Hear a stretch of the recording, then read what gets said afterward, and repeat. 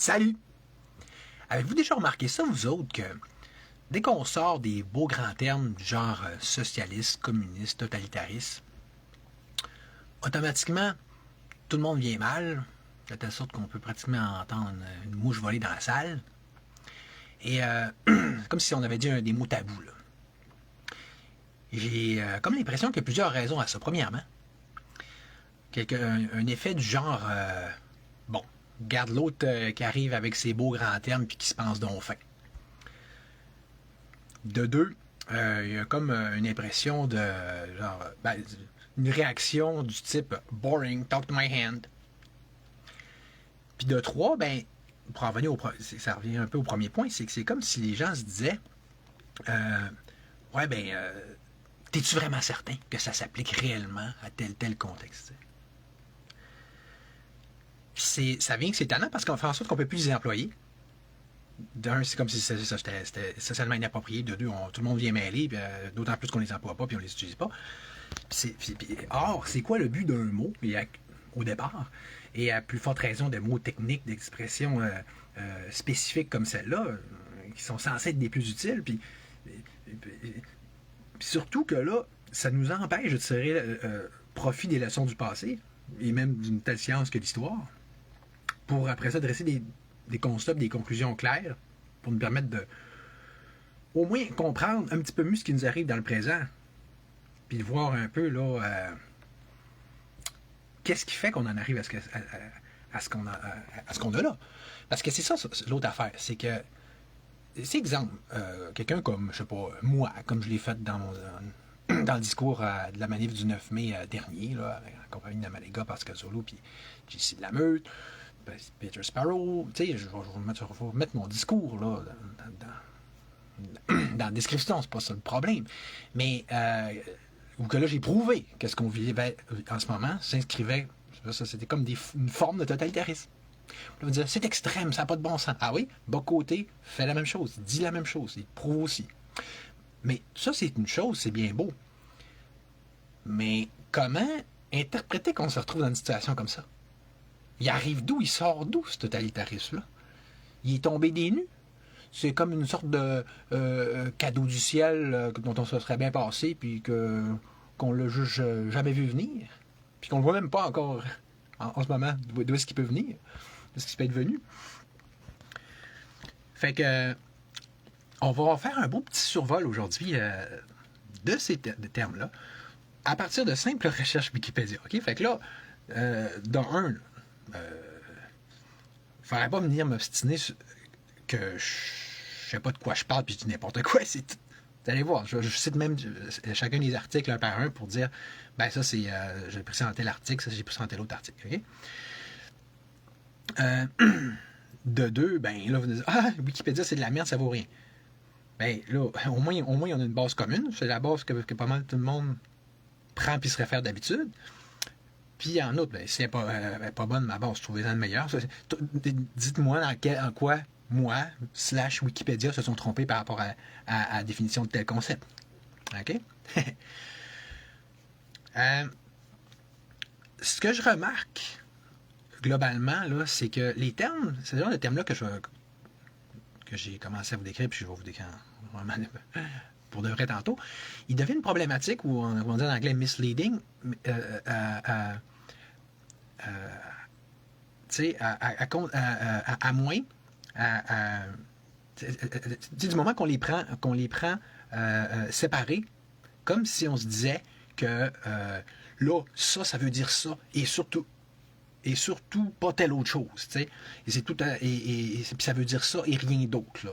Puis c'est comme si chacun des termes enfermait ou était censé enfermer une réalité spécifique, unique, puis que cette réalité-là peut juste être enclosed, là, tu sais, là, emprisonné dans ce terme-là lui-même, à la façon d'un génie dans une bouteille. Là. Alors qu'au contraire, comme on va le voir,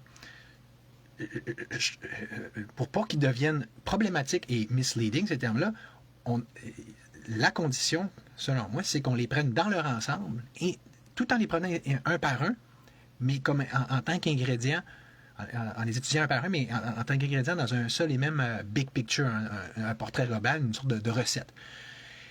Ce qui va vous permettre d'ailleurs de voir le fil conducteur à travers ça. OK?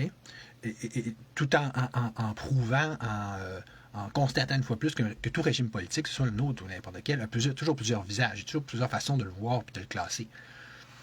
Mais surtout, c'est que vous allez voir que, tu sais, c'est comme, je vous avais parlé de la gauche puis de la droite l'autre fois, plus exactement de la vraie gauche puis de la vraie droite, à l'effet que, tu sais, c'est pour mettre ça bien simple et résumer les choses, plus tu vas vers la gauche, plus les droits collectifs prennent de préséance sur l'individu, et vice-versa, et plus, en fait, c'est l'État, en réalité, qui devient là, le dominant, dominateur à tous les niveaux, finalement, à des niveaux de plus en plus grands de la vie publique, et même privée. Vu que c'est relatif anyway. Fait que là, déjà, je ne sais pas si vous voyez que si on le voit comme ça, on devrait plus parler d'une sorte d'échelle graduée et à partir d'un pointage qu'on pourrait mettre. C'est une sorte de note, là, de note de... que ce soit... En fait, avec la situation actuelle de l'humanité, c'est à quel point le régime est à gauche. Puis là, c'est là qu'on pourrait donner une note d'exemple de 100% pour ainsi dire à des régimes comme celui de l'URSS. Quel que soit le nom qu'on lui donne, on va dire communiste, là, c'est que c'est plus simple, là, mais c'est ça. Puis, mais comme vous allez voir, c'est pas juste, on parle pas juste d'échelle graduée, mais en réalité d'un chemin qui, inexorablement, mène toujours, justement, de plus en plus vers la gauche. C'est ça qu'on a vu à travers le siècle dernier, à des moments, souvent de façon plus rapide à certains endroits qu'à d'autres. Hein. Je ne donnerai pas les exemples, mais, tu sais, non, je ne vais pas nommer l'exemple tout de suite, je vais m'égarer. Mais tandis que dans l'Occident, supposément libre et démocratique, on voit que là, c'est comme le lièvre et la tortue. On a pris le chemin de la tortue, un chemin plus lent pour se rendre là, mais on se rend bel et bien au même endroit. T'sais? Même de façon encore plus solide, encore plus consolidée, puis plus... c'est pas du train ballon, c'est ça. Fait que... puis quand je dis que les termes sont problématiques, là, mais pourtant, juste Wikipédia, ils vont, exemple, totalitarisme, pour eux autres, là, ça s'appliquerait juste à deux régimes historiques, qui est l'Allemagne nazie. Je suis même pas sûr que... Non, le fascisme de Mussolini, ça ne rentrerait même pas là-dedans. Puis l'URSS stalinien. De telle sorte que pour eux autres, la Chine actuellement, ça serait même pas totalitaire. Fait que c'est là quand tu dis que là, à un moment donné, tu sais, ça revient pratiquement à noyer le poisson. Là. Ça revient on peut même pas utiliser le terme pour ce qu'il décrit réellement. Parce que... mais eux-mêmes font différentes catégories. Ah, ça, c'est des régimes qui sont un peu semi-totalitaires. Tu comprends? Ça revient toujours à ce que je vous dis, là. Ça fait que, commençons justement par le thème de totalitarisme. On va le rappeler, OK? Parce que là, j'en avais déjà parlé dans le live auquel j'ai fait référence, où est-ce que j'ai prouvé comment que ce terme-là s'applique à la réalité québécoise, puis à ce qu'on voit pratiquement à travers le monde. Quoique dans une mesure moins intense que dans un sens. Mais encore là, c'est même juste un sens. Parce qu'on a des outils technologiques qu'il n'y avait pas avant. Technologiques et médicaux, d'ailleurs. Fait que là, le totalitarisme, là, juste pour mettre les choses, juste pour faire une petite définition de base, on parle donc d'un régime politique dans lequel, habituellement, il y a un parti unique, n'admettant aucune opposition organisée, et où l'État tend à exercer une mainmise sur la totalité des activités de la société. Comme je le fais là, je vais toujours laisser un petit temps pour vous permettre de mijoter puis de dire, est-ce que vous trouvez que ça s'applique à ce qu'on vit, à ce qu'on voit? Okay? Exemple, là, je vais continuer à développer un petit peu sur le totalitarisme. Juste en reprenant les points principaux que j'avais faits dans mon discours du 9 mai, là, où est-ce qu'on se battait surtout contre le projet de loi 50, le projet de loi 63, le projet de loi, le traité de la pandémie de l'OMS, l'agenda 2030, tout ça. Donc, comme j'avais dit à ce moment-là, le totalitarisme, il cherche exercer donc, une mainmise sur la totalité des activités de la société, et ainsi non seulement sur les sphères de la vie publique, mais toutes les sphères de la vie privée et intime. On va regarder comment est-ce qu'au niveau de la sexualité, on cherche là, à établir un discours dominant puis qui n'est pas censé trop souffrir d'opposition. Tandis que, justement, parce que un autre point, c'est d'admettre aucune opposition organisée. Donc, ce qui implique une idéologie obligatoire, un discours unique, dans ce qui constitue un monopole idéologique, une conception de la vérité qui ne supporte aucun doute, ne tolère aucune critique, de telle sorte que si tu t'opposes, tu es vu comme un ennemi public, un ennemi du régime et de la communauté dans son ensemble, donc un ennemi public. Puis que là, ce qui en soi-même entraîne une chasse aux sorcières et un régime de terreur basé sur la surveillance puis la délation. Hein? Si, mettons, vous ne trouvez pas que ça ressemble à ça, ce qu'on vit actuellement, mais dans la COVID, vous devez au moins reconnaître que ça ressemblait un peu pas mal. Déjà pas mal plus à ça.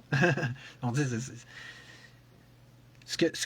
remarquez, hein, si un des objectifs de ce live-là, c'est de vous faire voir que tout ce que je vais vous montrer là, c'est bel et bien une seule et même bibite, qu'on parle donc bel et bien de la même créature, ok?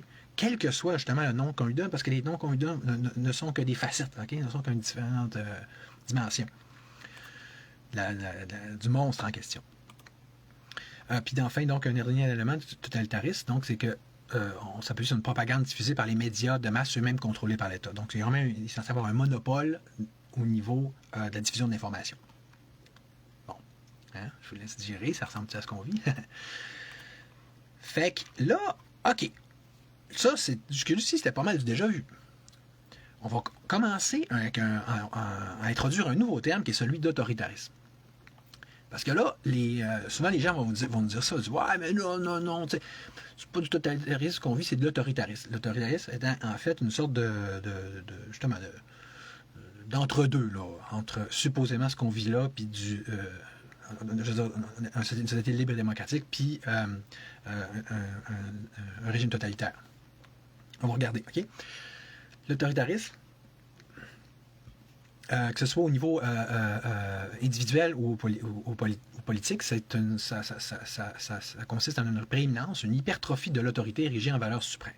J'ai-tu besoin de vous dire que de plus en plus, l'autorité et l'obéissance sont mises en valeur, sont préconisées, sont valorisées, sont vraiment encouragées, même que ça devient une norme, ça devient comme un peu...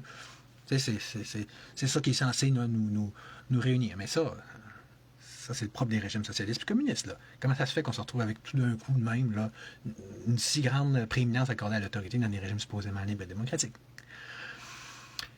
Bon. Pour Yuan Lins, les régimes autoritaires sont des systèmes politiques au pluralisme limité. Hein? Un peu comme dans des régimes comme les nôtres, où est-ce que tous les partis ont rendu qui votent tous dans le même sens, puis aucun va d'ailleurs remettre en question le genre de modèle québécois, là, qui est en fait un modèle socialiste qu'on a. Fait que, en tout cas, quand tu dis que c'est 4,30 sous pour une pièce, un parti pour un autre, fait que tu ne deviens pas de parti unique, mais pas loin. En plus que ce sont tous des petits élèves modèles de Davos. Fait que, hein? Donc, politiquement non responsable, avez-vous remarqué la notion du gouvernement responsable? On ne la sent plus. Hein? C'est ce que le peuple veut, puis ce que les autres y font, là, nos super représentants du peuple, c'est deux choses. Là. On ne se sent pas trop dans une démocratie directe. Hein? Sans idéologie élaborée et directrice, regarde la CAQ, c'est quoi l'idéologie de la CAQ? Mais pourvu de mentalité spécifique, sans mobilisation politique extensive ou intensive, parce que, tu sais, c'est ça, une des choses, des caractéristiques d'un régime autoritaire, c'est une apathie et une dépolitisation des populations qui favorise l'absence de mobilisation collective. Encore là, il me semble que ça me dit quelque chose. Un pouvoir qui est aux mains de peu de personnes et dont l'on...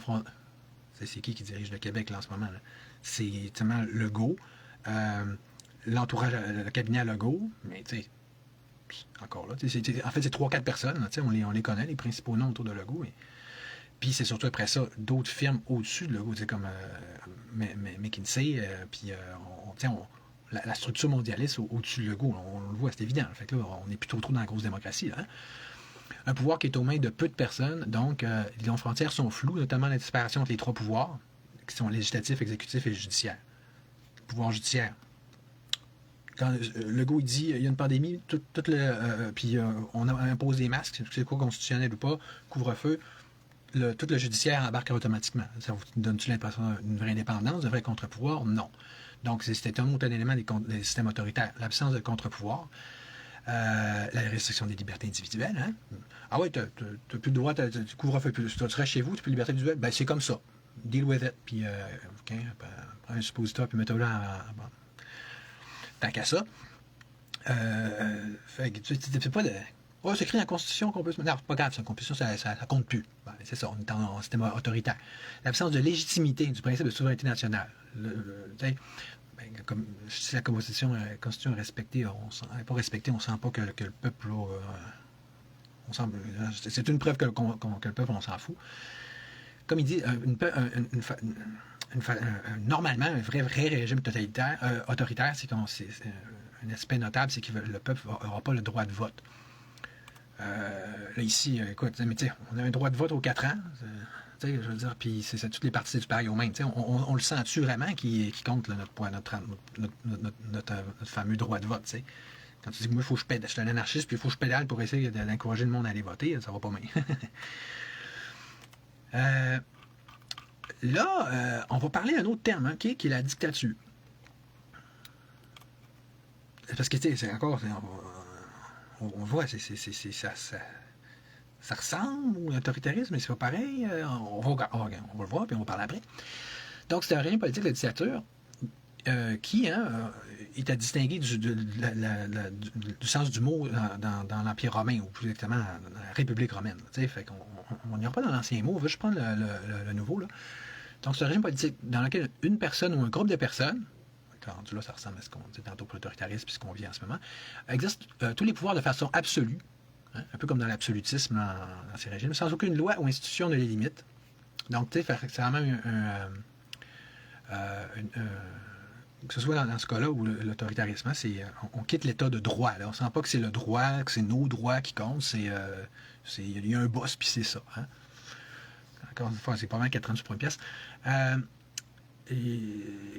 Mais sauf que lui, il précise qu'un régime autoritaire peut avoir des lois et des institutions, ou même un parlement avec des députés, mais qui vont être élus, mais pas librement. Donc, ils ne représentent pas des vrais contre-pouvoirs. On ne sait même pas s'il dit ça en voulant dire que qu'un régime autoritaire est la même chose qu'une dictature, ou est une forme de. Comme tu vois, des fois, la ligne est sinueuse puis elle n'est pas claire. Mais sauf que, de ce que j'en comprends, c'est ça, c'est que la dictature, c'est encore pire que le régime autoritaire, dans le sens qu'il n'y a aucune loi, aucune institution. Tu sais, c'est même pas des institutions factices, exemple, comme un régime autoritaire. Mais tu sais, même pareil, tu sais, t'as-tu du pouvoir, tu sens-tu que t'en as ou t'en as pas? Donc, ce régime a fréquemment été violemment critiqué, comme Hannah Arendt dit, affirme que les lois qu'il promulgue sont éthiquement illégitimes et que les institutions y sont factices. Rappelons que c'est surtout des éléments qui sont intéressants puis qu'on retrouve dans un régime comme l'autre, celui qu'on a décrit. Fait qu'un bon point, ils vont dire que le mot dictateur, vu qu'on me dit dans l'Antiquité, c'est plus un terme positif. Là. Je n'expliquerai pas ici pourquoi. Vous irez voir en Cincinnatus, exemple, vous allez voir sur Wikipédia. Mais le terme qu'on prenait dans l'Antiquité pour décrire, c'était plus celui de tyran ou de despote au niveau de l'Ancien Régime.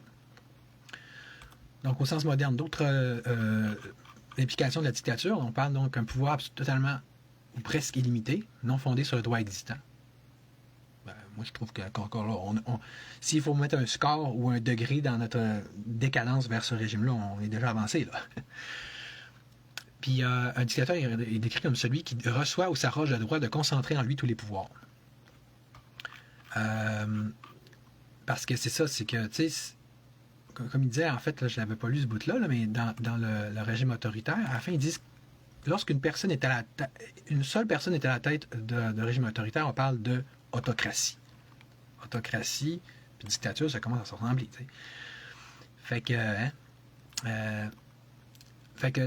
selon l'Encyclopédie universaliste, la dictature est un régime politique autoritaire établi et maintenu par la violence à caractère exceptionnel et illégitime. Ça, c'est l'essentiel. Dans le contrat social de Rousseau, c'est ça qui ressort aussi. Là. Est-ce qu'on. Tu sais, c'est quoi la différence entre une société de droit, une société démocratique, une société libre, puis une qui ne l'est pas, si c'est pas ça? C'est juste Parce que dans les deux cas, tu vas avoir l'usage de la violence. Mais si tu la violence, point, tu sais, où il y a une forme d'assentiment, de légitimité, de contrat social, dit oui, vous êtes là, mais on vous tolère là, tu sais. Les chevaliers au Moyen-Âge, ben vous nous protégez contre les voleurs, puis nanana, puis parce que tu sais, dans la Révolution française, l'État est devenu encore plus hiérarchique, plus centralisé, il s'est approché encore plus du totalitarisme par rapport à l'absolutisme, là, puis à l'ancien régime. Sauf que il y a les masses sentaient que c'était plus légitime puis qu'ils représentaient plus en principe. Fait que même chose avec la révolution socialiste russe dont on va parler tantôt. Fait que c'est ça. Est-ce qu'il y a un assentiment? Est-ce qu'ils sont censés être là? Puis est-ce qu'ils sont censés être contrôlés par des contre-pouvoirs? Fait que, ça. Donc, la dictature, c'est un régime arbitraire, coercitif, incompatible avec la liberté politique, le gouvernement constitutionnel et le principe d'égalité devant la loi. Fait que, ouais. Puis là, selon Hannah Arendt, la différence entre dictature et régime totalitaire, ça ne se situe pas dans l'ampleur de l'arbitraire, de la répression ou des crimes. Puis donc, sur à quel point est-ce que c'est un pas fin, là, le tyran, finalement, mais c'est dans le degré de contrôle au pouvoir de la société. Une dictature devient totalitaire quand elle investit la totalité des sphères sociales, s'immisçant jusqu'au cœur des sphères privées et intimes, genre famille, mentalité, psyché individuelle. Quand tu commences à brainwasher la population, comme on fait clairement aujourd'hui, bien là, on est dans le cœur du totalitarisme, en fait.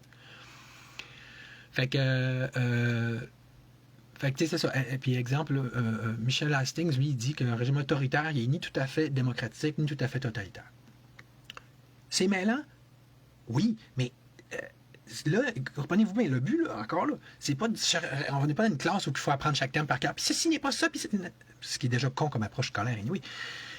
C'est de voir, t'as peu, là, à date, on parle dessus de 4,30 sous pour une pièce, plus qu'autre chose, là. Non, il y a des petites différences, mais je veux dire, c'est comme si c'est un même serpent qui, à un moment donné, met une peau plutôt qu'un autre, là. Puis, tu sais, il change un peu de bobette, là, mais on est pas mal dans le même genre de bébite, hein, justement. Fait que ça. Je vais mentionner un dernier terme, une dernière expression intéressante aussi, sinon je ne m'en séparerai pas, avant de rentrer dans le vrai cœur du sujet, parce que tout ça, c'est avec une intro, imaginez-vous donc. Donc, l'État policier, c'est quoi? C'est un gouvernement qui exerce son pouvoir de façon autoritaire, arbitraire, par le biais des forces policières, évidemment. Si vous n'avez pas senti ou vécu ou vu ça durant la COVID, c'est parce que vous n'étiez pas un manifestant, puis vous n'étiez pas un contestant puis un résistant. Les habitants d'un État policier sont limités dans leur liberté d'expression, leur liberté de circulation. Au moins durant la période COVID, c'était ça. Là. Ils peuvent faire l'objet de différentes coercitions, de torture. Si c'était pas une torture collective, là, le couvre-feu, là, puis le masque, là, puis de coercition, le vaccin, c'était quoi d'après vous? T'sais? Être soumis à de la propagande, à de la manipulation mentale et à une surveillance de masse par un État. Surveillance de masse, passeport sanitaire, tu comprends, les tentatives de géolocalisation, là, on arrive avec une identité numérique. On est surveillé au niveau des médias sociaux. Mais je suppose que ça n'a pas rapport avec ça. Mais regarde, il y a une manière, c'est juste, tu prends une définition, tu l'appliques. Elle s'applique-tu, elle ne s'applique pas. Cette notion d'État policier est théorisée par un tel qui voit une affaire négative. Tel autre, il dit la notion d'État policier est à considérer par opposition à l'État de droit. Comprenez-vous? Entre l'État de droit et soit État policier, tous les autres termes que j'ai dit, là, c'est ça. C'est que là, tu vois, il y a un point de bascule. Là, il y a une ligne entre les deux, là, où on est du côté des méchants ou des gentils. T'sais. Méchants, là, on rentre dans. C'est comme le principe du machiavélisme aussi, là, de Machiavel. Là. Tous les fins sont bons pour maintenir le pouvoir. Ça n'a pas rapport avec la légitimité et l'intérêt du peuple ou l'autodétermination du peuple. Là. Justement pas. Eux autres gardent un beau terme pour parler de la notion que tout n'est pas dans les extrêmes, là, puis qu'il y a quelque chose qui se passe entre les deux, là, puis il y a une déchéance, une décadence vers l'ultime dystopie. Il parle d'état policier émergent. Ah, fait qu'on voit que ça n'arrive pas de même, là, le pain est sorti du four. Oui, il est sorti du four, mais il y a quelqu'un qui l'a pétri avant, là, OK? La magie, là, en tout cas pas dans ces choses-là, je ne l'ai pas encore vue. Je vois plutôt, on sème des graines de totalitarisme. Ah, tiens donc, on les récolte éventuellement. Donc, toute réduction des libertés de citoyens faisant l'objet d'une surveillance, d'une répression par des forces policières fonctionnant comme appareil d'État est symptomatique d'un État policier. La répression, là, c'est pas juste de recevoir un coup de batte. Là. Si tu te fais humilier publiquement, si tu te fais censurer ton compte Facebook, tes médias sociaux, tes posts, si tu te fais, tu perds des jobs, tout à cause de tes opinions politiques, si tu perds ta garde de tes enfants, c'est toute la répression, c'est toute la discrimination, c'est tout anticonstitutionnel. OK? On comprend-tu plus? Merci. Bon. Là, on va rentrer dans la vraie patente. D'où ça sort? Comment ça se fait que, pouf, demain, on en arrive à ça? À cet état de dégradation ultime de la politique humaine qui est, tout dépendamment de comment qu'on le voit, puis qu'on le décrit, puis quel tentacule ou quelle telle tête de l'hydre tentacule du monstre ou telle tête de l'hydre qu'on prend, on peut parler d'État policier, on peut parler de dictature, on peut parler de totalitarisme, on peut parler d'autoritarisme. Okay? C'est pas compliqué. Totalitarisme, c'est le terme le plus intense dans tout ça, puis on voit qui fit, fait qu'imagine les autres. Mais là, ça, écoute, c'est pas compliqué. Moi, là, ce que je vais vous montrer, là, c'est que si ça part pas de ce qu'on appelle le socialisme, ben, moi, je m'appelle Maman Dion, en gros. Okay? Puis d'ailleurs, là, on va commencer par régler une patente assez importante, qui est le fascisme versus le communisme. Hein? Parce que là, tu sais, quand je parle de vraie gauche puis vraie droite, là, vous avez sûrement réalisé que vous avez fait bourrer la tête de pas mal de niaiseries en ce monde-là, mais ça fait partie des niaiseries. Le fascisme, là, puis le nazisme, c'est vraiment à droite, là, oui, oui. Puis le communisme, c'est à gauche, c'est l'enfer. OK. Ben, regarde, on va essayer avec des faits, genre des paroles, là, comme celle de Mussolini. Mussolini disait, par rapport le créateur du fascisme, du vrai, là, il disait que the 20th century will be the century of collectivism and hence the century of the state.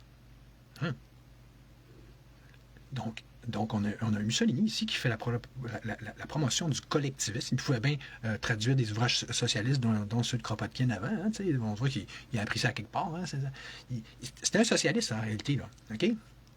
Mussolini, là, comme Hitler, parti national-socialiste. OK? Ah, c'est pas vrai, c'est pas ça. On va checker, on va voir. Mais hence, the century of the state. Eux autres, c'est des gens intelligents, là, fascistes, puis Mussolini italien, puis Hitler allemand, qui ont catché toute la force et le potentiel du socialisme, c'est-à-dire comment qu'on peut harnacher l'État, harnacher le pouvoir de l'État, le plein pouvoir, en faire jusqu'à en faire un État, un moyen de régime totalitaire, le moyen central. Mais il parle lui-même du collectivisme, OK? Qui est le cœur du socialisme. Bon. Hein? Fait que, maintenant, pour ce qui est de Hitler, regardez, là, ça, c'est... ah oui, puis, juste avant de finir avec Mussolini. Il y a d'autres citations que je pourrais vous mettre, là, mais on va dire, il dit le dirigisme, l'interventionnisme, l'économie dirigée, c'est un élément fondamental du fascisme. OK? Donc, de là, j'en arrive à Hitler, qui disait, pour prendre une autre source anglaise, il did a lot of economic planning in collaboration with the business owners.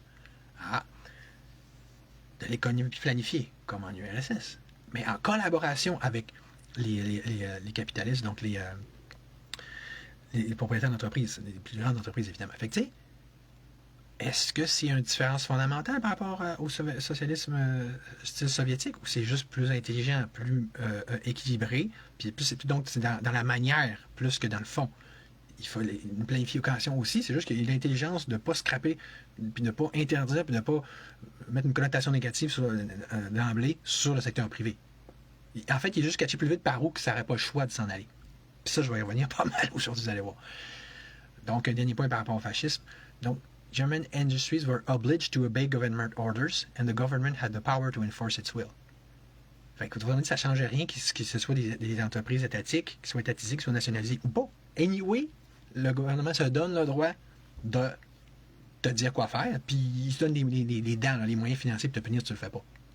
Puis ça, si t'as pas compris que c'est pas ça encore au Québec, est-ce que t'as pas compris en chose? Souvenez-vous, durant la COVID, les entreprises, dans les commerces, on met des masques, mais c'est ça.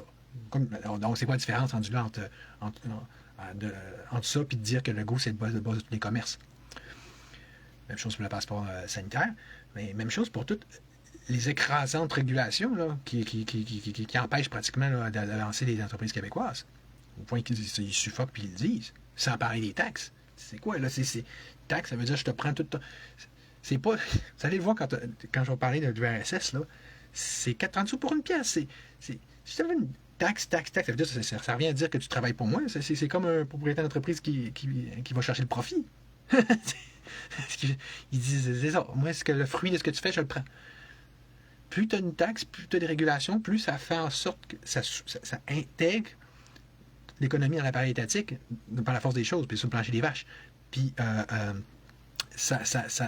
autrement dit, ça en fait une seule et même chose. Là. Puis ça fait que de un, l'État peut.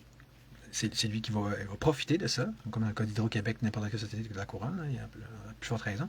Puis en plus, il va imposer sa volonté. Donc, il n'y a pas, si vous voyez que là, déjà, là, ce qui est supposément très lointain, puis très à droite, là, supposément très lointain, comme le fascisme et le nazisme, on voit que ça ressemble pas mal à ce qu'on vit en ce moment. Puis ces choses-là qui sont supposément tellement à droite, ben c'est pas mal de la gauche, parce que de la gauche, c'est l'intervention de l'État dans l'économie. Mais justement, là, c'est quoi un socialiste? C'est quoi? OK, ben regardez.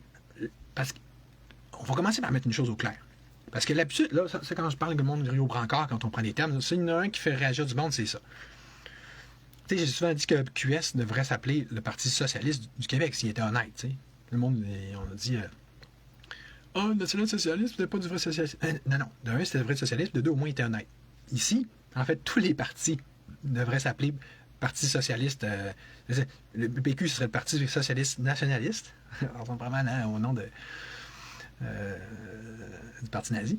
Puis... QS, le Parti socialiste, je veux dire, même la CAQ, la CAQ, c'est extrêmement socialiste. Le modèle qui défend, qui maintient, puis qui entretient, puis qui va surtout mettre en question, c'est un modèle qui a été jugé comme extrêmement à gauche depuis plusieurs décennies. Là. Bon. Fait mais là, regarde, là, vous me dites, oui, mais c'est pas comme en URSS, puis même si c'est vrai ton affaire de fascisme puis de nazisme, que c'est du socialisme, c'est pas ça qu'on vit. Ben, OK. Là, ce que je regarde là, c'est la définition Wikipédia de socialisme. C'est pas ça, il y en a plusieurs formes. Oh! T'avais pas pensé à ça, hein? Mais regarde, le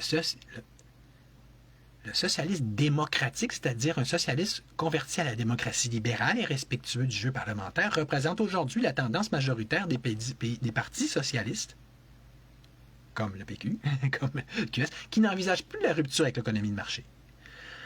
Là, si vous... Okay, là, écoutez, vous comprenez? Je suis dans la définition du socialisme. Ils disent ça fait partie des types de.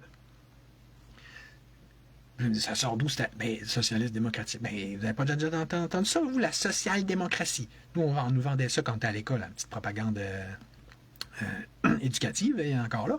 Puis on disait, c'est le meilleur modèle là, qui combine les avantages du socialisme avec la démocratie, blablabla.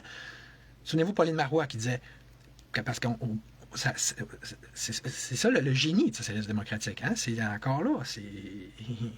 Comme Hitler l'avait vu, on ne va pas jeter le bébé avec l'eau du bain, on ne va pas kill the golden goose. Là. On ne va pas les erreurs que les vrais communistes fous là, comme Staline, puis même un peu Lénine, ont fait de cracher puis sur le marché, puis d'essayer de scraper, puis d'ainsi juste couper la branche sur laquelle tu t'es assis. Pauline Marois, exemple, elle avait eu une belle expression. Elle dit il faut, avant qu'on puisse partager la tarte, encore faut-il la pizza, encore faut-il qu'on ait une pizza, puis qu'on essaie de la rendre la plus grande possible. Donc, elle a dit il faut créer la richesse avant de la partager. Je ne dis pas que je suis d'accord, mais moi c'est tout ça, c'est quelque chose que je veux abolir. En tout cas, moi, je ne suis pas en train de dire que je suis d'accord, mais je suis surtout en train de dire que c'est pas comme si je ne comprenais pas leur principe.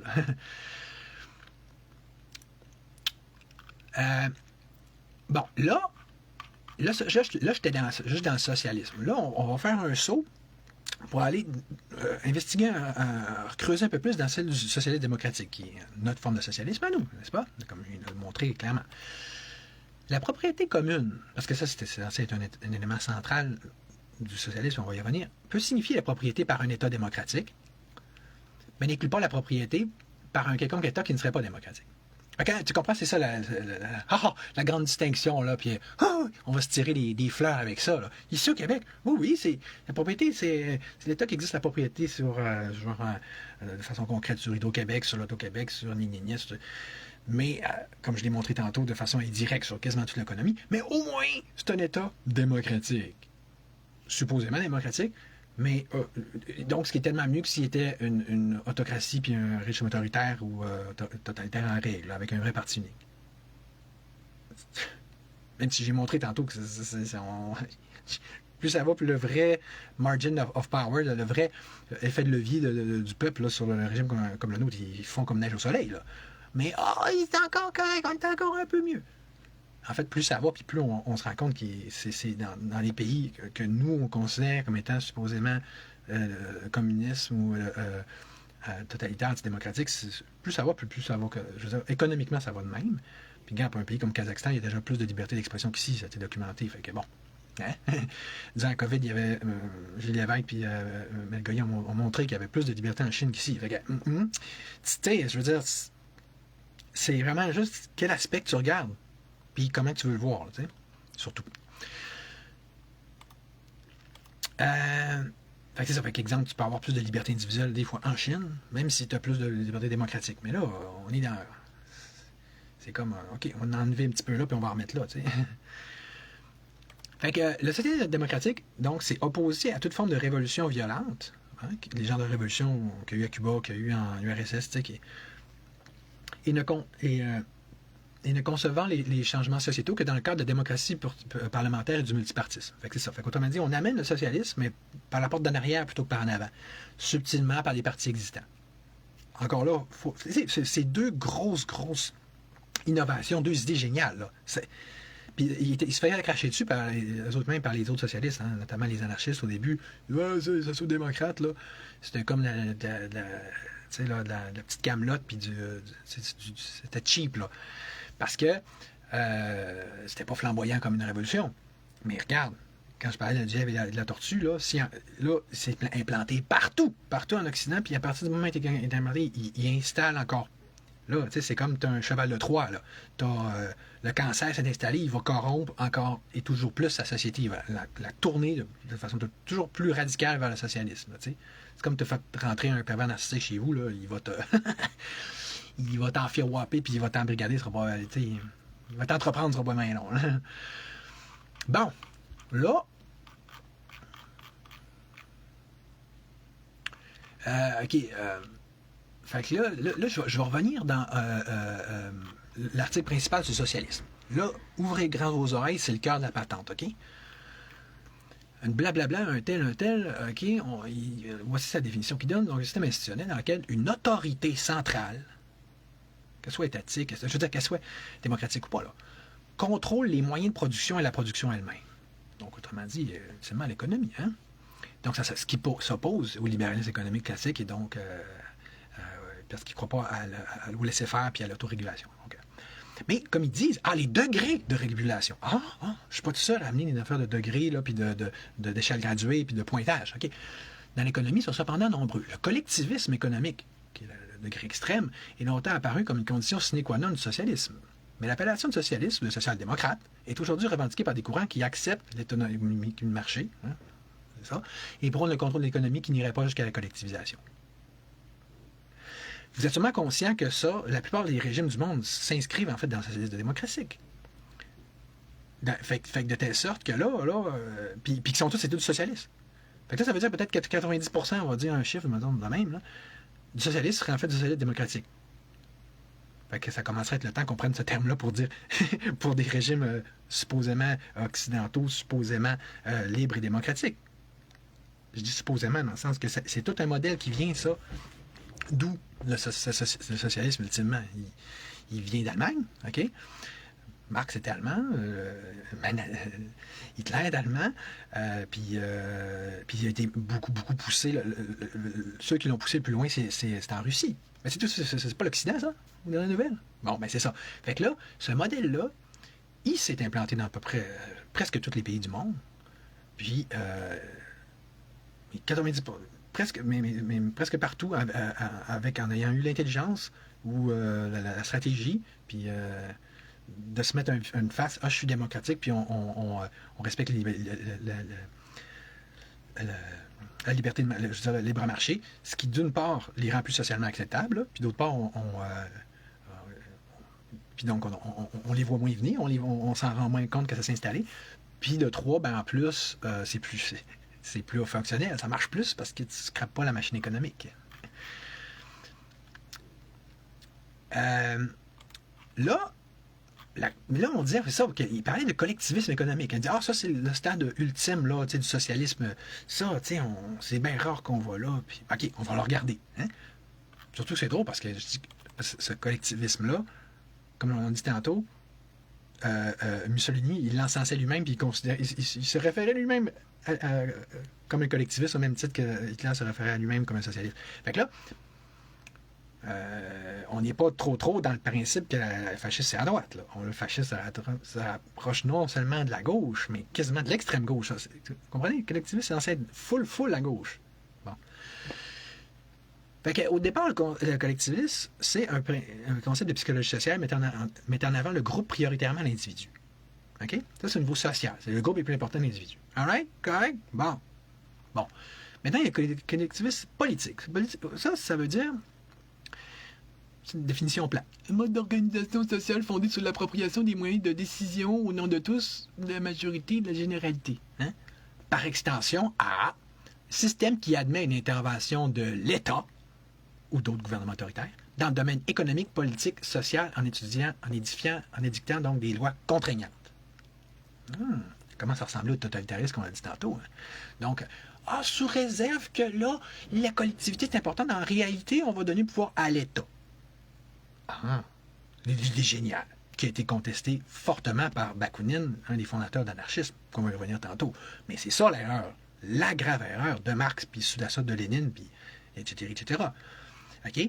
Mais là, vous n'avez pas vu, vous voyez pas les conséquences de cette erreur-là.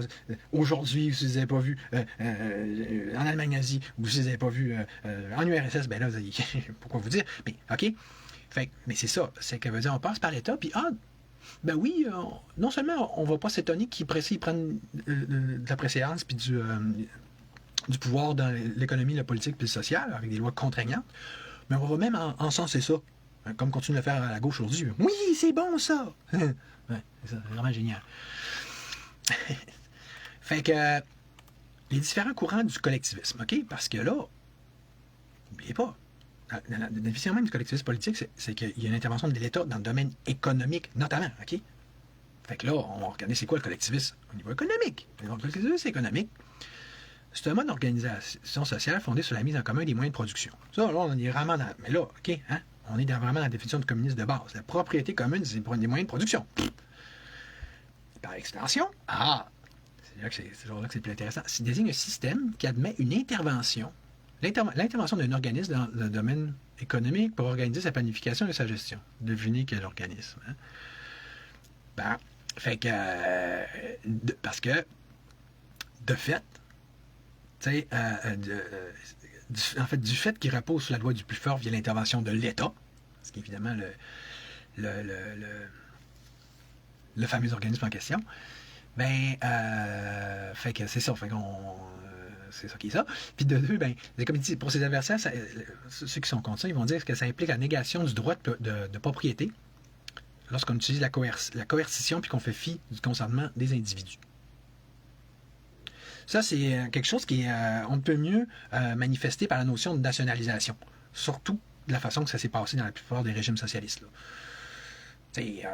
Lénine, ça veut dire, il encourageait ça. Là, il dit, les goulags, je vais en parler dans mon prochain live, les riches...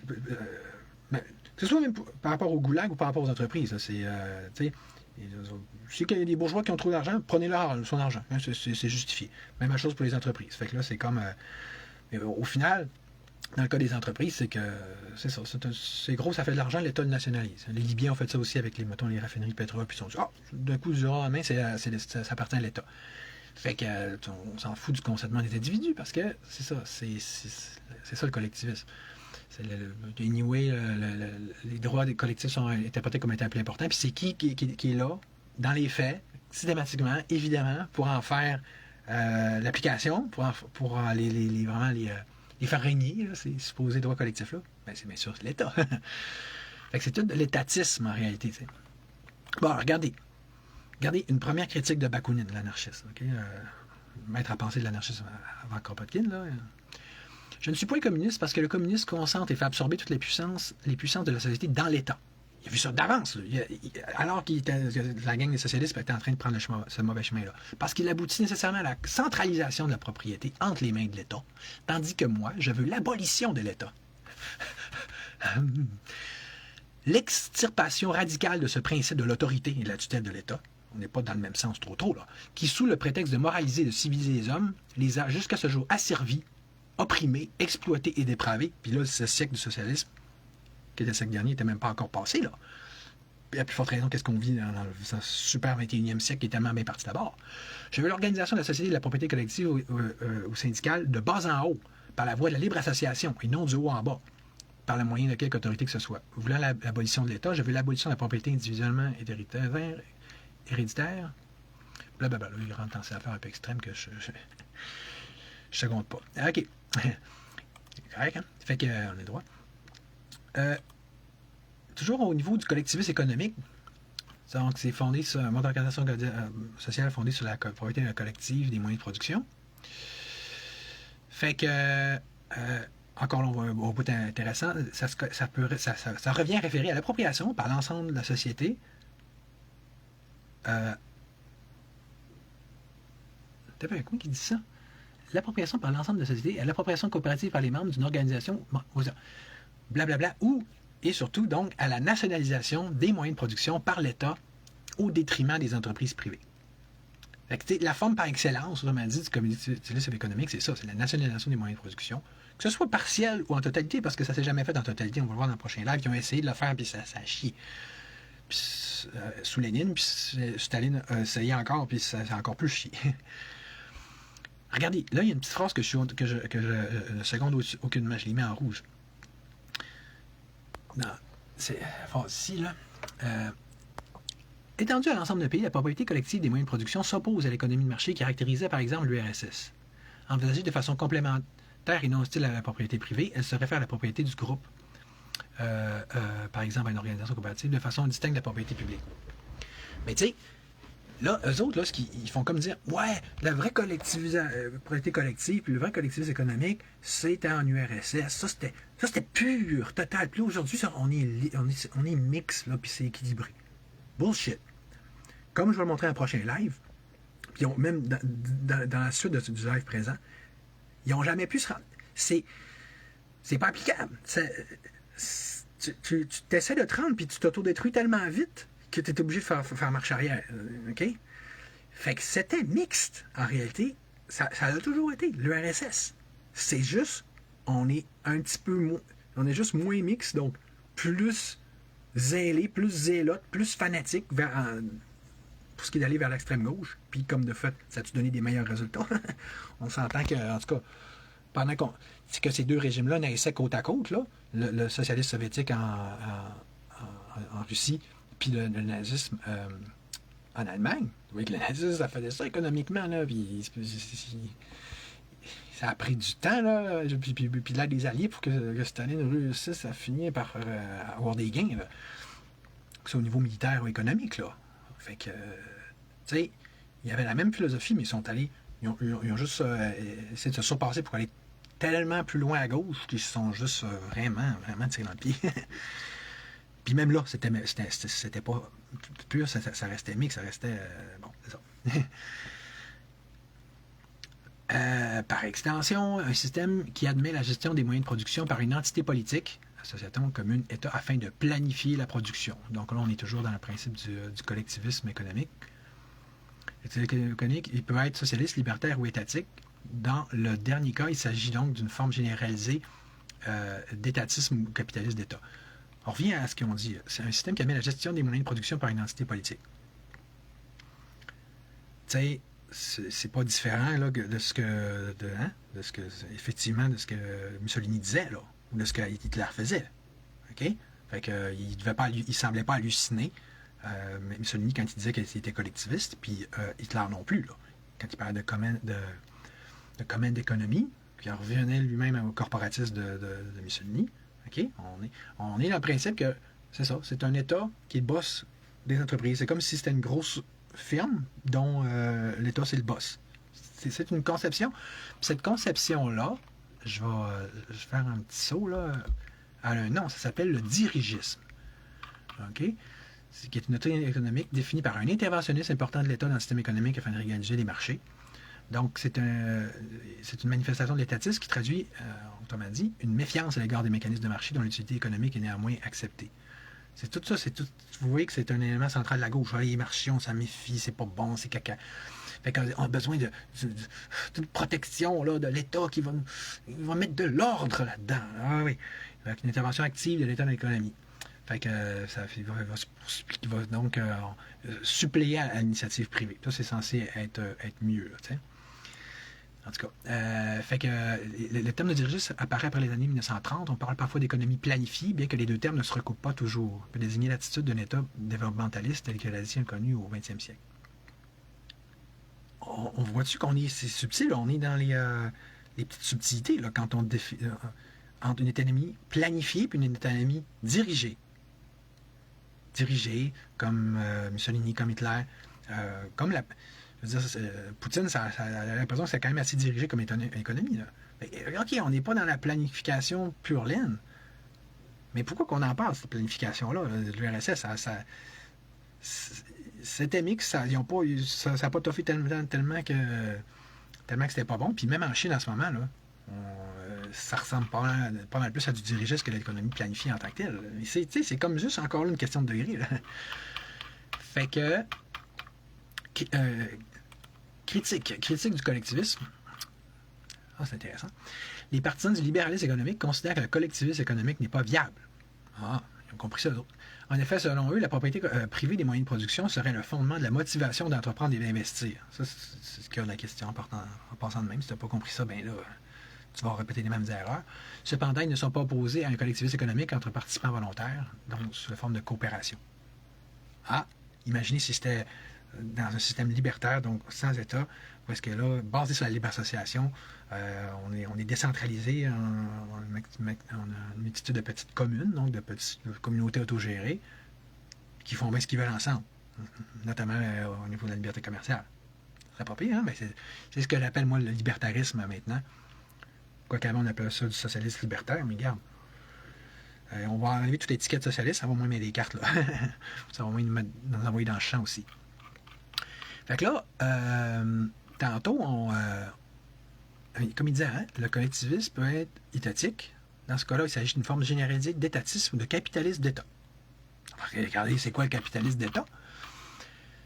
Mais t'as peu. Avant, on va juste regarder. Ça j'ai juste trouvé en anglais, ça. C'est toujours au niveau de la propriété collective, parce que ces affaires de propriété collective, là, si je peux vous avoir appris ou vous faire comprendre quelque chose dans ce live-là, c'est que ça soit ça. C'est que c'est un des mots fancy qui veulent dire propriété par l'État. OK? C'est pour ça aussi que quand on fait une petite parenthèse avec la politique actuelle, quand on parle de Jean-Dame Blanchette, j'étais un grand héros, un grand sauveur, un grand visionnaire. Ben ouais. OK.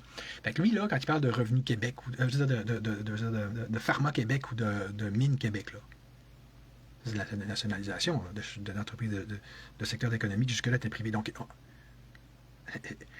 on parle de la même crise de politique niaiseuse, socialiste, totalitaire. Tu comprends? Du socialisme, du collectivisme. Crasse, là. Tu sais, qui a scrappé le Québec, qui a scrappé tous les pays du monde, qui l'ont appliqué. Puis là, on va rajouter. C'est ça que vous appelez la vision politique d'être originale, puis d'aller dans la bonne direction, d'avoir compris c'est quoi le problème, c'est quoi la solution? On fait des nouvelles sociétés d'État, tu sais. Là, je fais ce live-là, je n'ai fait un avant, puis je n'ai en faire un autre après, là. Si après ces 3 lives-là, vous ne comprenez pas, vous ne comprendrez jamais rien de pourquoi qu'aller à gauche, parce que c'est ça, comme ça que ça s'appelle, c'est pas la solution, OK? Ça sera jamais. Ça l'a jamais été. Ça devrait s'appeler aller dans le pas bon sens. OK?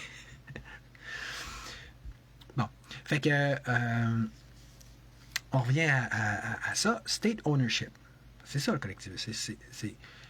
Ou public ownership. Government ownership, c'est le ownership de, soit d'une industrie, d'une propriété, d'une entreprise par un gouvernement national de l'État ou un public body representing community, nanana, en opposition à l'individu et donc ou quelques private party, là, donc entreprises privées ou comment on va dire ça là, une entreprise ou une instance privée. Phew, je finis par l'avoir. Fait que state-owned enterprise, a state-owned enterprise is a commercial enterprise owned by the government in a capitalist market or mixed economy.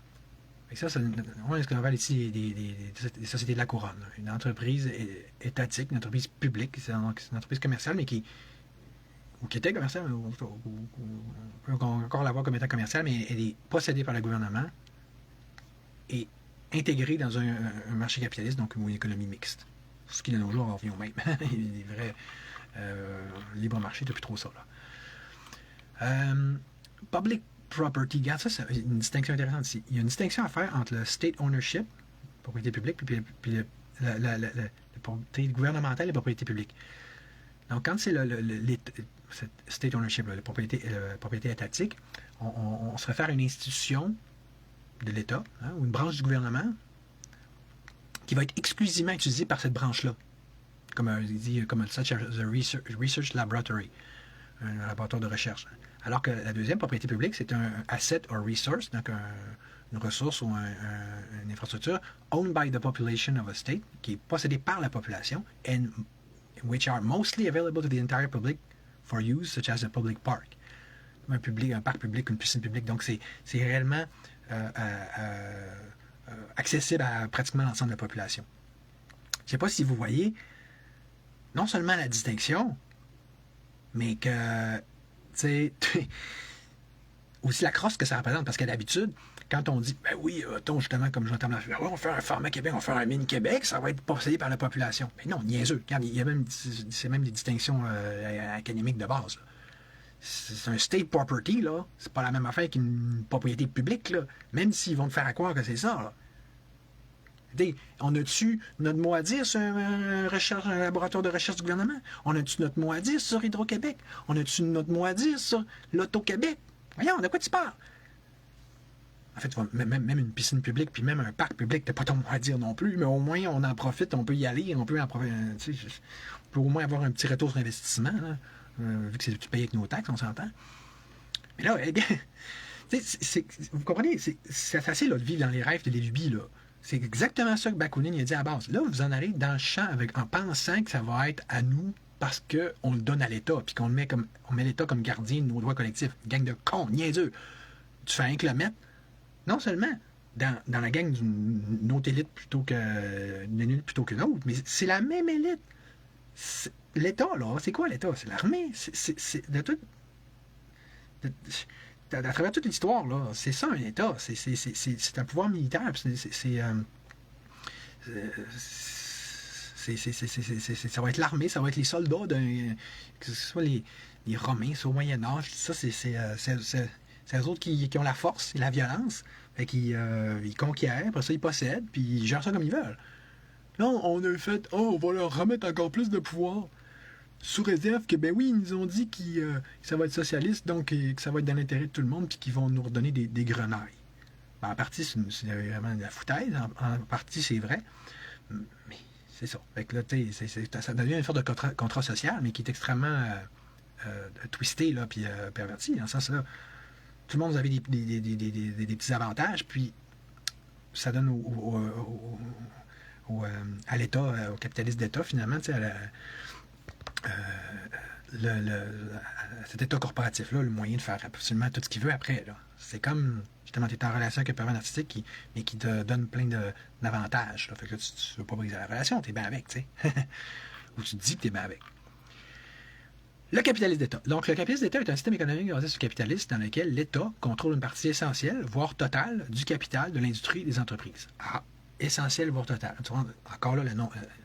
Encore 4,30 sous pour une pièce. Encore ce même principe-là. Vous voyez, c'est tous les mêmes termes pour décrire une même réalité, à savoir la même réalité que partout dans le monde, là, en ce moment, à différents degrés, que ce soit ici ou en Chine. En Chine, parce que, ben oui, parce que, regarde, en Chine, là, éducation, technologie, infrastructure, là, sont plus complètement mis dans les mains de l'État. Mais c'est déjà un peu pas mal le cas ici, du moins, puisque l'éducation et les infrastructures. OK, eux autres, au niveau de la technologie, ils vont avoir plus de possibilités d'action, puis plus ils vont pouvoir avoir cet avantage-là de pouvoir se développer plus loin, plus vite, plus intelligemment. Parce qu'il dit, ben oui, mais il n'y a rien qui empêcherait d'un matin, exemple, qui se ferait en fait, vous voyez, c'est déjà ça, là, via Hydro-Québec, là. On a l'impression que c'est pas ça, mais c'est on met une éolienne là, on fait ce qu'on veut, puis vous n'avez pas votre mot à dire. C'est ça. Fait que moi, la grosse différence, attends, je la vois pas. C'est juste. Puis même la définition ne montre pas une grosse différence non plus. Les définitions incluent elles-mêmes d'habitude une possibilité de gradation. Fait que, donc, dans le capitalisme de l'État, il contrôle une partie essentielle de total du capital de l'industrie de l'entreprise. Le capitalisme d'État est donc un système dirigiste, ben oui, encore la même affaire, où tout ou partie des moyens de production sont légalement la propriété de l'État, ou autrement sous le contrôle d'organismes publics. La notion peut désigner des systèmes économiques où le capitalisme est intégralement étatique. Intégralement, c'est un peu, là. Parce qu'il dit comme la Russie bolchevique puis l'URSS. Trop vite, trop de raccourcis, trop rapide. Mais parce que oui, c'est là que le voltage était maximum, il n'était pas de 100%, je te jure. Vous allez le voir, on va vous montrer. Ou par extension, d'autres systèmes où le capitalisme privé a une forte dépendance vis-à-vis de l'État. Là, on s'entend que c'est ça ici, là, hein, ou au Canada, on a même trouvé une expression, on appelle ça le BS corporatif. Fait que, ouais. Ah oui, dans le second cas, le nôtre, l'expression peut se confondre avec des concepts des théories plus précises comme le protectionnisme, hein, à la Trump, ou encore l'interventionnisme. Ce dernier usage, davantage fréquent en anglais qu'en français, c'est alors appuyer l'opposition avec le laisser-faire et désigne des politiques économiques que le New Deal. Parce que, tu sais, dans la Grande Dépression, les gens, ils sont dans la rue, ils ont de la misère. Ouais. Donc, on veut que l'État prenne de plus en plus de place, puis crée de la job. Tu sais, je te dis pas qu'il y aurait, que c'est pas une bonne chose que ça soit arrivé à ce moment-là, pour se revirer de bord, mais tu ne t'en sors pas après ça, le modèle s'installe. Vous l'avez vu en 2008 avec la faillite des grosses fermes de cochons de Goldman Sachs, puis tout ça, puis la plupart des vrais droitistes, là, notamment plus libertariens, laisse-les pas en planter ces entreprises pleines de marde là, qui ont fait plein de subprime et de mauvais produits financiers, qui payent pour leurs crosses et leurs erreurs. Ben, non, ils sont too big to fail. Il faut que le gouvernement les rachète. Même chose avec l'industrie automobile après. Non, on peut pas se permettre. Fait que c'est ça, regarde, l'indépendance vis-à-vis de l'État. Puis là, tu fais pas juste le laisser faire. Tu ne laisses pas la nature faire son œuvre, puis les mauvaises entreprises mourir dans leur belle mort. L'entretien, il n'est pas bon. L'entreprise n'est pas bonne. Puis c'est pas ça que tu te surprends qu'on n'a une pas bonne économie. Le capitalisme d'État, parfois aussi appelé capitalisme public, s'oppose au capitalisme privé ou libéralisme économique, mais également, tu sais, donc la vraie droite, le vrai libre marché, là, qu'au moins, ça fait plus de sens sur le plan économique. Parce que vous savez, hein, on va le voir quand je vais parler plus de l'URSS demain, ou après-demain, je sais pas, tu sais, c'est comme... Il niait carrément l'économie en tant que science politique. C'était... c'est une science capitaliste, c'est une sorte de théologie, une sorte de propagande capitaliste. Fait que, et le problème, c'est que, je sais pas si c'était une propagande, mais l'histoire et les faits lui ont donné raison à cette fameuse propagande. Puis leur petite propagande à eux, d'un n'a pas marché, puis d'autant plus prouvé que c'était de la vraie propagande. Fait que c'est ça. Fait que, donc, le capitalisme public s'oppose au capitalisme privé, capitalisme pur, le libéralisme économique, mais également à l'autogestion prônée entre autres par les anarchistes. Les deux formes théoriques de capitalisme, public et privé, sont deux extrêmes d'une réalité souvent mixte. Ah! Tu vois, quand on arrive avec des gens intelligents qui font des décisions intelligentes, on se ramasse toujours dans une affaire de mixité, cette odieuse mixiture-là, qu'on appelait avant le fascisme, qu'on peut appeler le socialisme d'État. Tu comprends? On dit, oui, mais ce fascisme d'État, il y avait d'autres éléments. Bien, justement, c'était d'autres éléments non économiques qui sont peut-être de la discrimination aussi, pis ça, mais que ça... c'est des couleurs, là, c'est des vêtements que tu mets différents que tu mets à l'éléphant dans la salle. Là. Ce qui a vraiment de l'effet, c'est quoi les aspects politiques et économiques, c'est quoi et notamment quelle est la place de l'État dans l'économie. C'est ça qui va donner d'un toute sa force à l'État, puis de deux après ça qui va rendre tellement fort qu'il va encore plus nous opprimer sur le plan politique. Fait que le historique du concept, le socialisme d'État, ah oui, check. Il y en a un qui dit le socialisme d'État est en fait le capitalisme d'État. C'est là que tu vois comment que c'est 4,30 sous pour une pièce. C'est que ça dépend juste de quelle langue tu le vois. C'est un régime hybride. Lénine considérait que l'Allemagne impériale était un capitalisme monolithique d'État. OK. Bon, critique anarchiste, ça c'est intéressant. Fait qu'encore là, Bakounine, il développe, ça c'est ce qu'il dit dans Étatisme et anarchie, en critiquant les théories de Karl Marx, c'est ce que j'arrête pas de vous dire, là, la voici qualifiée de communiste autoritaire. Bakounine proclame que l'application des théories marxistes conduirait simplement à l'application du capital à la production, à la production par un seul banquier, l'État.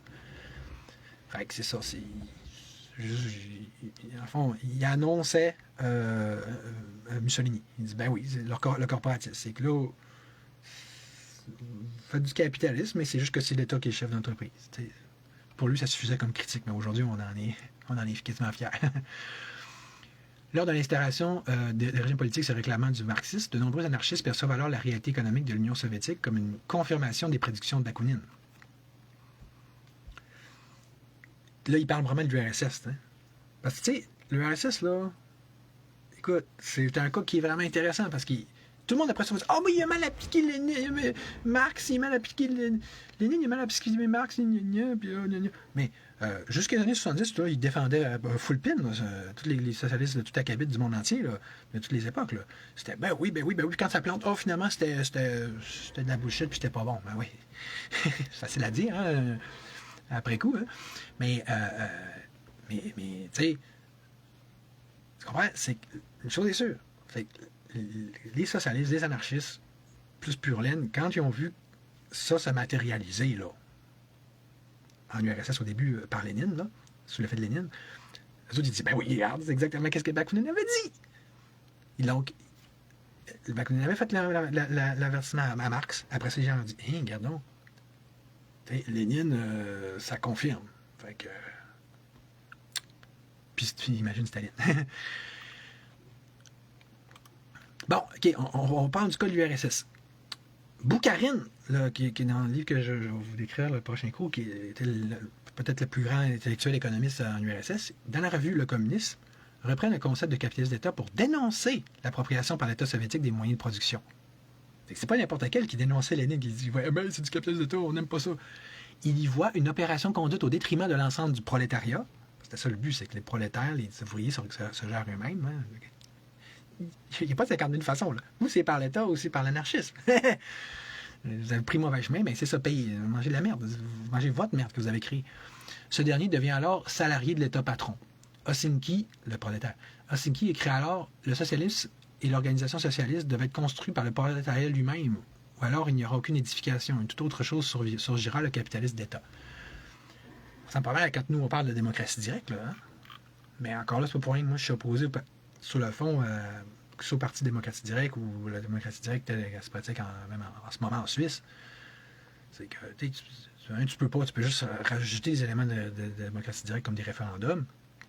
Puis de deux, tout ce modèle-là, là, la structure socialiste, là, donne-nous le nom que tu veux, là.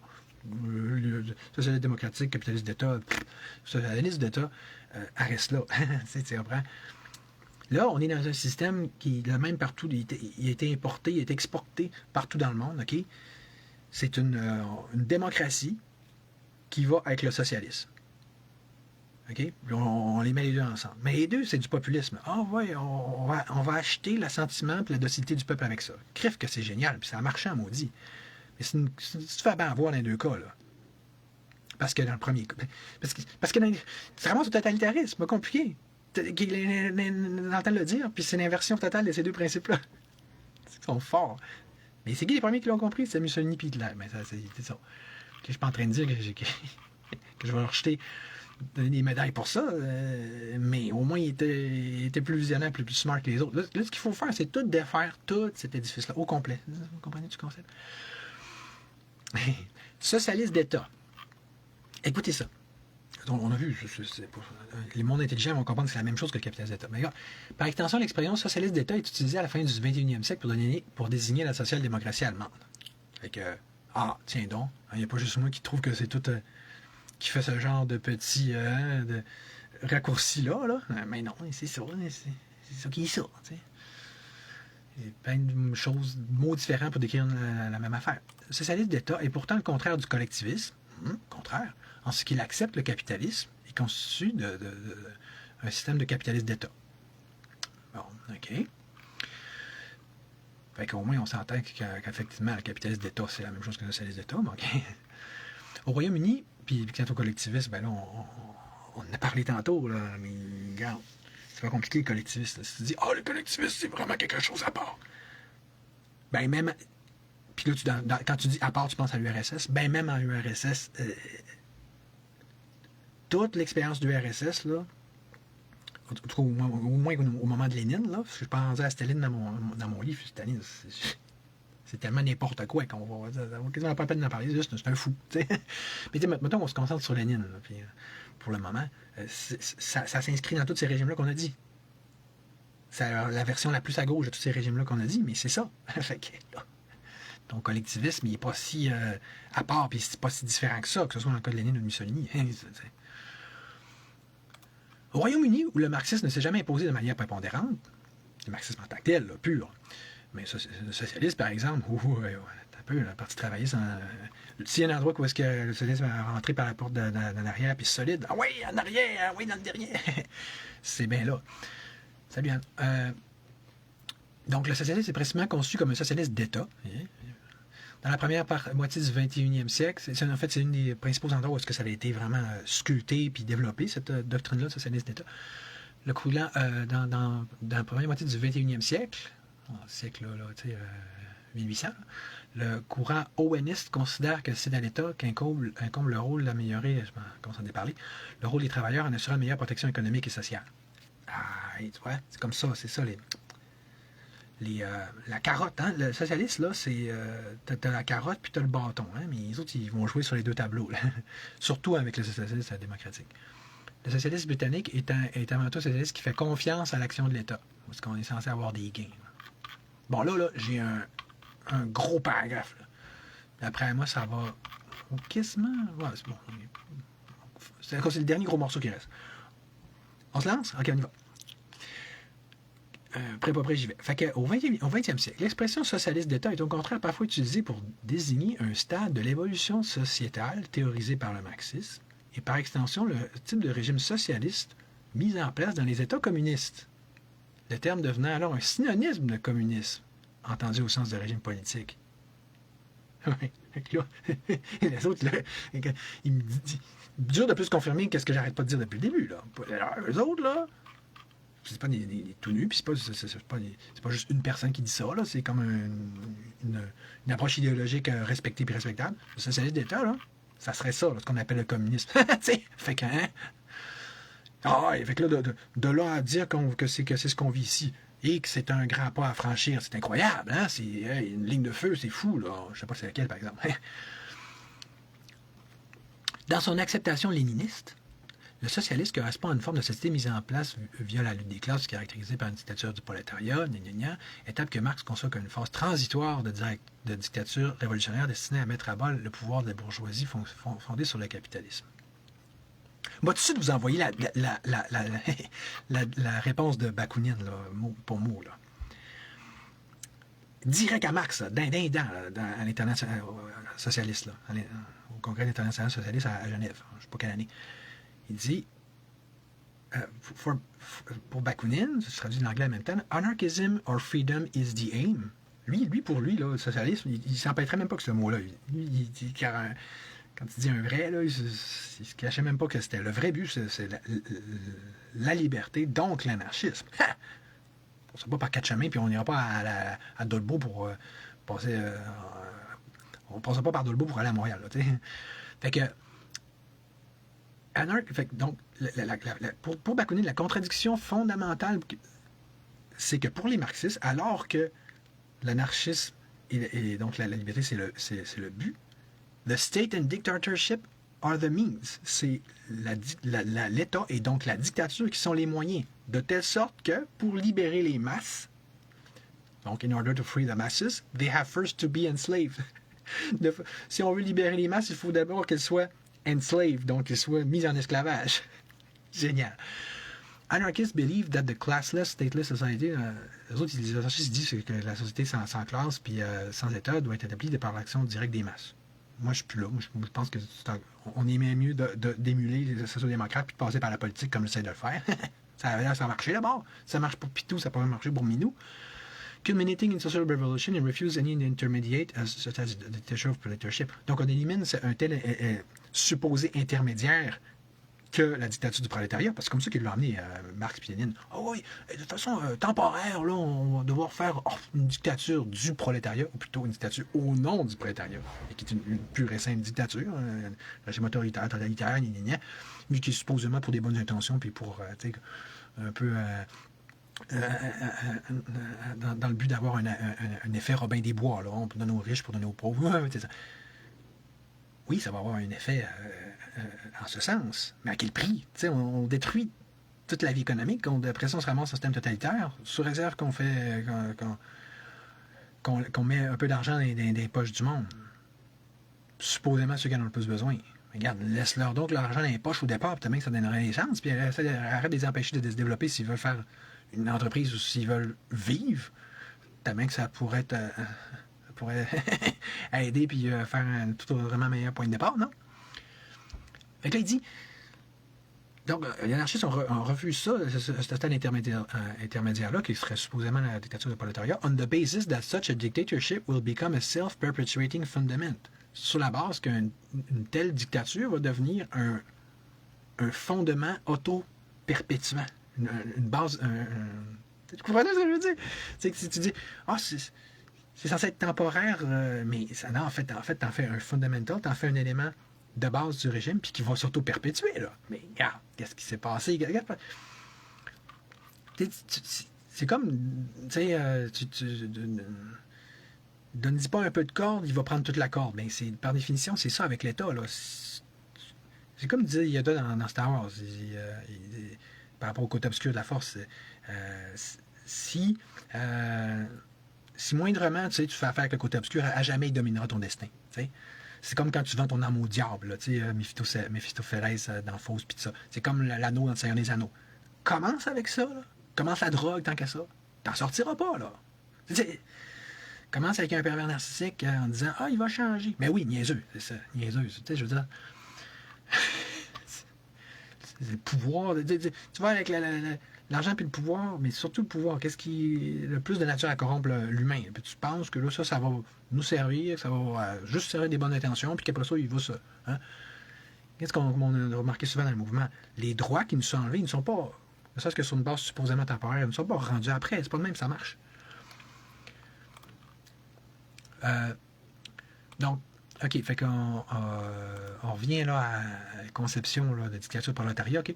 Dans ce contexte, la définition de socialiste d'État est à l'opposé de celle qu'en donnait Jaurès en 1898. Ça, c'est laquelle, ça? Fait que, donc, le terme correspond alors au collectivisme économique mis en place par un processus de socialisation des biens et caractérisant les régimes politiques mis en place après la Révolution d'octobre 2017, soit l'URSS et les autres États, en s'inspirant principalement à partir de l'expansion du communisme après la Deuxième Guerre mondiale. Fait que, tu sais, je pense que la mission de Jaurès qui parle, là, c'est parce que, tu sais, autrement dit, tantôt, je disais, il y en a qui, pour eux autres, le socialiste d'État, c'est la même chose que le capitaliste d'État.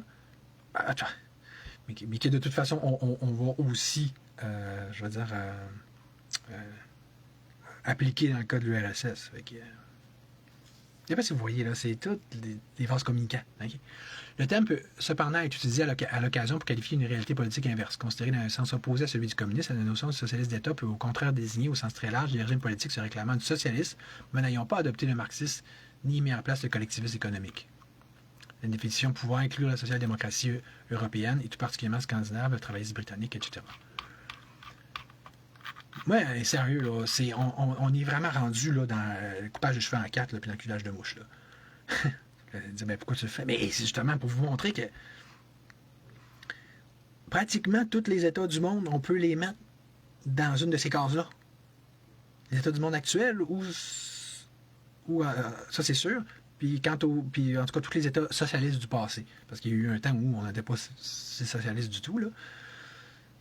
T'sais, le voltage, il s'est monté avec le temps, là, à partir de la Révolution russe, là, puis après, c'était une question de temps. Là. La Deuxième Guerre a été un gros moment parce que là, ils ont vu l'efficacité de ces méthodes-là, hein, dans un sens. Et que ce soit notamment tel qu'appliqué par Hitler, puis Mussolini, même après ça, Staline, puis tout ça. Fait que là, ils ont dit, hey, nous autres aussi, là. Fait que c'est là qu'ils ont créé le FBI, qui est l'équivalent de la Tchéka, puis on va dire en moins pire, mais encore plus puissante éventuellement. Tous les mêmes outils de contrôle économique aussi, puis tout, là. Subtilement, on n'appelle pas ça de socialisme. OK? Mais encore plus efficacement, puis ils ont pu encore plus en profondeur, sans interruption. Ils n'ont pas eu, tu sais, mettons, les vrais régimes, on va dire les vrais régimes communistes comme en URSS ou en Chine, ils ont tellement allé loin dans le champ qu'il a fallu qu'ils se ramènent vers une économie de plus en plus hybride. Là. La Chine est d'ailleurs un exemple parfaitement intéressant parce qu'elle n'a pas eu ce gros gap-là, là, ce plongeon-là que l'URSS a fait dans les années 90 avec la perestroïka, puis en devant abandonner. Tu sais, c'est ça, c'est que c'est comme si dans le fond, la Chine, ils ont construit une maison, ils ont réalisé que ça marchait pas trop, fait qu'ils l'ont rénové, amélioré avec le temps. Alors qu'en Russie, ben, elle s'est tellement délabrée, ils ont tellement scrappé leur maison qu'il a fallu qu'ils la mettent à terre et qu'ils rebâtissent un autre sous une base capitaliste. Mais dans le cas, tandis que ces pays-là qui étaient plus à gauche se sont tous ramenés plus à droite, donc en direction du centre, les pays qui étaient plus à droite, donc plus basés sur le libre marché comme nous autres, se sont ramenés de plus en plus vers le centre. Un centre qui s'est éventuellement déplacé vers la gauche. C'est plus le même centre qu'avant.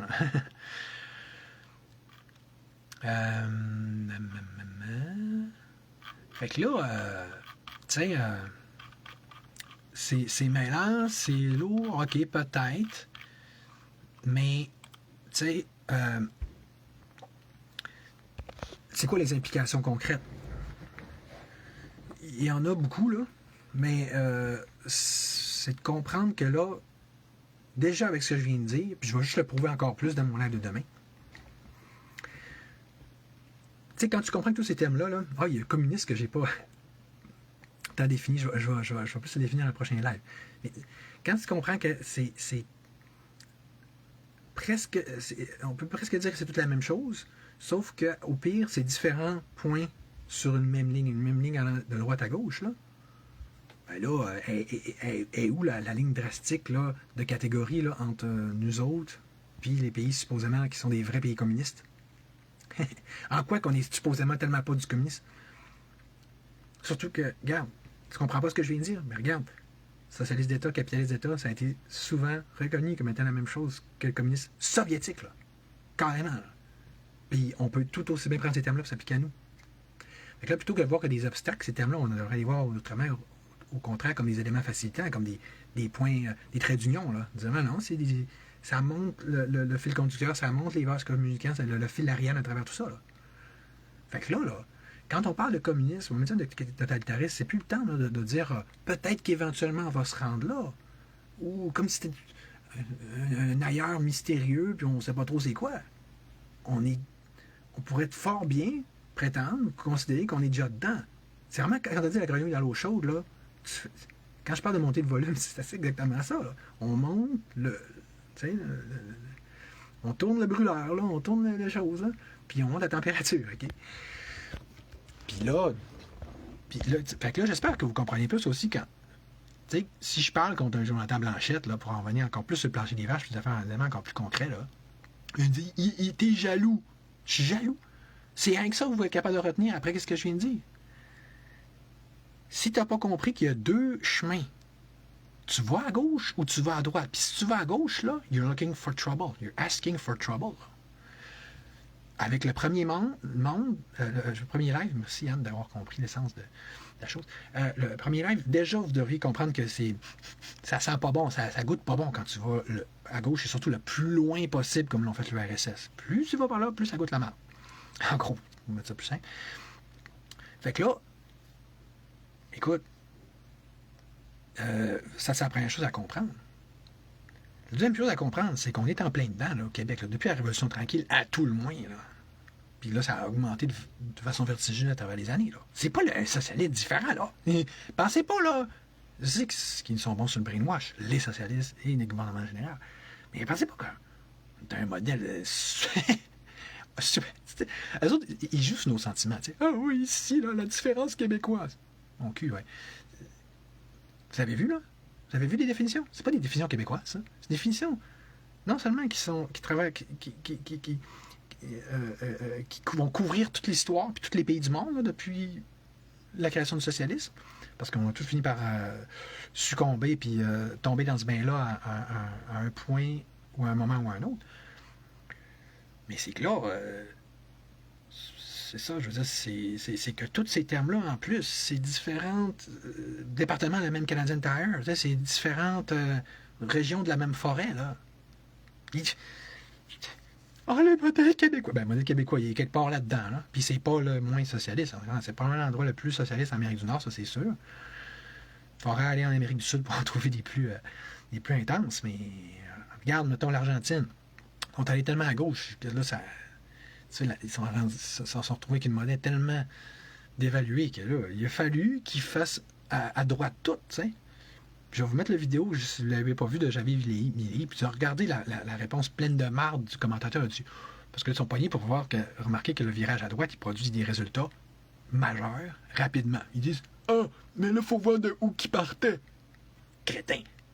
Tu veux vraiment attendre? C'est ça que vous proposez? Il faut attendre d'être complètement dans la dèche, complètement dans la merde, complètement ébouillanté, comme de renouille, pour s'en sortir. Ça c'est génial. C'est vraiment pas le réflexe humain de base en partant typique d'abord. Hein? On continue à des humains crétins qui appliquent les mêmes solutions qui ne marchent pas en espérant avoir un résultat différent.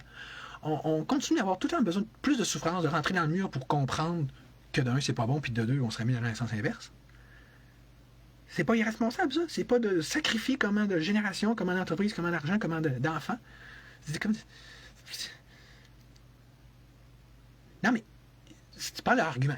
C'est comme s'ils prétendent que c'est juste quand t'es vraiment, vraiment dans la merde que ça vaut la peine d'appliquer des vraies solutions. Mais si c'est les vraies solutions, pourquoi pas les appliquer le plus vite possible avant de se rendre dans la merde? Non.